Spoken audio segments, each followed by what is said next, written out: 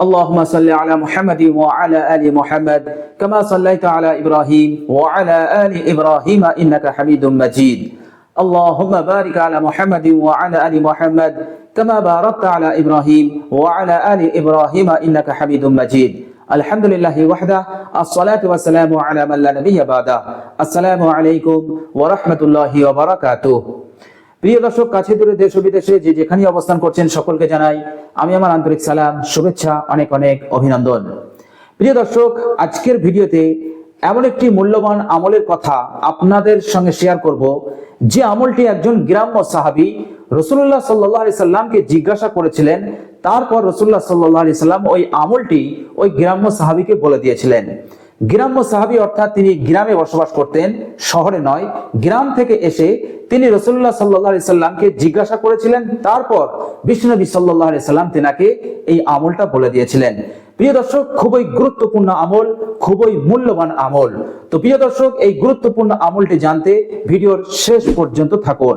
প্রিয় দর্শক, মুসলিম শরীফের হাদিস বর্ণনাকারী হযরত সাআদ ইবনে আবি ওয়াক্কাস রাদিয়াল্লাহু তাআলা আনহু তিনি বলছেন, জাআ আরাবিয়্যুন ইলা রাসূলিল্লাহি সাল্লাল্লাহু আলাইহি ওয়াসাল্লাম, অর্থাৎ একজন আরবি, একজন গ্রাম্য সাহাবী রাসূলুল্লাহ সাল্লাল্লাহু আলাইহি সাল্লামের কাছে আসলেন। গ্রাম থেকে রাসূলুল্লাহ সাল্লাল্লাহু আলাইহি সাল্লামের কাছে এসে তিনি জিজ্ঞাসা করলেন, ইয়া রাসূলুল্লাহ আল্লিমনি কালামান আকুলু, ইয়া রাসূলুল্লাহ আমাকে কিছু শিখিয়ে দিন, আমাকে কিছু আমল শিখিয়ে দিন, কিছু দোয়া শিখিয়ে দিন, যে দোয়াটা আমি পড়ব, আমি আমল করব। আল্লাহর নবী সাল্লাল্লাহু আলাইহি সাল্লাম প্রথমে তাকে বললেন, রাসূলুল্লাহ সাল্লাল্লাহু আলাইহি সাল্লাম দুটো দোয়া শিখিয়েছেন। তো প্রথমে বিশ্বনবী সাল্লাল্লাহু আলাইহি সাল্লাম তিনাকে বললেন, কুল, তুমি বলো, লা ইলাহা ইল্লাল্লাহু ওয়াহদাহু লা শারীকা লাহু, নেই কোনো মাবুদ আল্লাহ সুবহানাহু ওয়া তাআলা ছাড়া, আর তিনি হচ্ছেন এক ও একক, তিনার কোনো শরীক নেই। তারপরে তুমি বলো, আল্লাহু আকবার কবীরান, আল্লাহ হচ্ছেন মহান, বড়, অনেক বড়, অনেক বড়। তারপরে তুমি বলো, ওয়ালহামদুলিল্লাহি কাসীরা, সমস্ত প্রশংসা আল্লাহ সুবহানাহু ওয়া তাআলার জন্য, আল্লাহ সুবহানাহু ওয়া তাআলার জন্য অনেক অনেক প্রশংসা।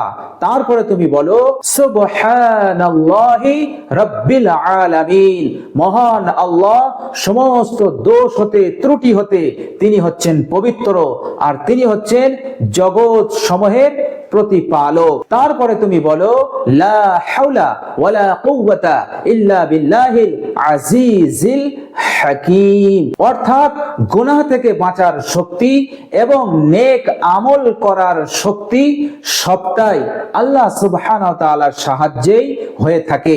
আল্লাহ সুবহানাহু ওয়া তাআলার সাহায্য না হলে না কেউ গুনাহ থেকে বাঁচতে পারে, আর না কেউ নেক আমল করতে পারে।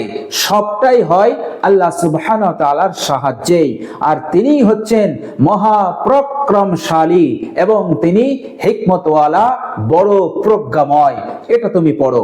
এটা জানার পর সেই গ্রাম্য সাহাবী রাসূলুল্লাহ সাল্লাল্লাহু আলাইহি সাল্লামকে বললেন, ক্বালা ইয়া রাসূলুল্লাহ ফাহাউলাই লিরাব্বি, অর্থাৎ ওই গ্রাম্য সাহাবী বলল, ইয়া রাসূলুল্লাহ আপনি যে আমাকে শেখালেন এই কালমাগুলো তো আমার প্রতিপালকের স্মরণ করার জন্য, আমার প্রতিপালকের জিকির করার জন্য। ফামালি, আমার জন্য কি? অর্থাৎ আমাকে এমন একটি দোয়া শিখিয়ে দেন যার দ্বারা আমি আল্লাহ সুবহানাহু ওয়া তাআলার কাছে দোয়া করতে পারবো, এবং আমার জীবনে যখন কোনো প্রয়োজন দেখা দেবে, যখন কোনো হাজত দেখা দেবে, তখন আমি দোয়া করে ওই কলমাগুলোর মাধ্যমে আমি আল্লাহ সুবহানাহু ওয়া তাআলার কাছে দোয়া করে আমি আমার হাজতকে পুরো করে নিতে পারবো, আমি আমার প্রয়োজনগুলোকে পূরণ করে নিতে পারবো। আমার জন্য কিছু শিখিয়ে দিন। এরপর বিশ্বনবী সাল্লাল্লাহু আলাইহি ওয়াসাল্লাম সেই দেহাতি সাহাবীকে বললেন, কুল, তাহলে তুমি বলো, আল্লাহুম্মা গফিরলি ওয়ারহামনি ওয়াহদিনি ওয়ারযুকনি ওয়াআফিনি, হে আমার সাহাবী এই দোয়াটা তুমি পড়ো। প্রিয় দর্শক, এই দোয়াটা বিশ্বনবী সাল্লাল্লাহু আলাইহি সাল্লাম ওই সাহাবীকে শিখিয়ে দিলেন। এই দোয়াটার বাংলা অনুবাদ হচ্ছে, হে আল্লাহ তুমি আমাকে ক্ষমা করো, হে আল্লাহ তুমি আমার প্রতি রহম করো, ওয়াহদিনী তুমি আমাকে হিদায়াত দান করো, হে আল্লাহ তুমি আমাকে রিজিক দান করো, ওয়াআফিনী এবং তুমি আমার জিন্দেগিতে নিরাপত্তা দান করো। বিশ্বনবী সাল্লাল্লাহু আলাইহি সাল্লাম এই দোয়াটা ওই সাহাবীকে শিখিয়ে দিলেন। এরপর বিশ্বনবী সাল্লাল্লাহু আলাইহি সাল্লাম বললেন, ফা ইন্না হাউলাই তাজমাউ লাকা দুনিয়াকা ওয়া আখিরাতাকা। এর অর্থ হচ্ছে তোমার দুনিয়ার জিন্দেগির সকল ভালাই এবং তোমার পরকালীন জিন্দেগির সকল ভালাই একত্রিত করে দেবে।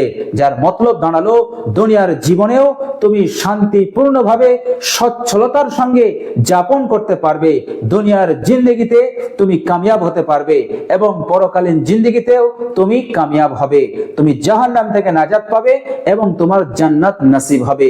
এটাই বিশ্বনবী সাল্লাল্লাহু আলাইহি ওয়াসাল্লাম বোঝাতে চাইলেন যে দুনিয়া এবং পরকাল উভয় জীবনের সকল মঙ্গল, সকল ভালাই, সকল কল্যাণ এই দোয়াটা একত্রিত করে দেবে। তো প্রিয় দর্শক, এত বড় মূল্যবান দোয়া, এত বড় মূল্যবান আমল বিশ্বনবী সাল্লাল্লাহু আলাইহি সাল্লাম আমাদেরকে শিখিয়ে গেছেন।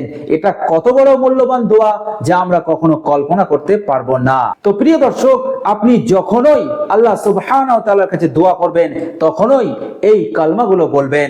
আপনি বলবেন, আল্লাহুম্মা গফিরলি ওয়ারহামনি ওয়াহদিনি ওয়ারযুকনি ওয়াআফিনি।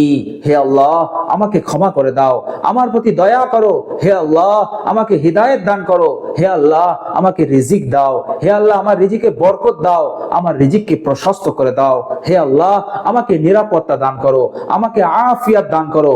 আফিয়াত দান করার অর্থ হচ্ছে, হে আল্লাহ আমাকে সচ্ছলতা দান করো, হে আল্লাহ আমাকে রোগ হতে মুক্তি দান করো, আমার জীবনে নিরাপত্তা দান করো, আমার জীবনকে তুমি নিরাপদে রাখো।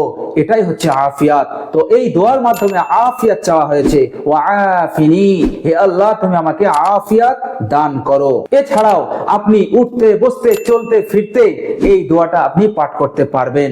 আল্লাহ সুবহানাহু ওয়া তাআলা দুনিয়া এবং পরকাল উভয় জীবনের সকল মঙ্গল কল্যাণ আপনাকে দান করে দেবে এই দোয়ার বরকতে। তো প্রিয় দর্শক, সকলেই চেষ্টা করবেন এই দোয়াটা সহিভাবে, সঠিকভাবে, নিয়মিতভাবে বেশি বেশি পড়ার।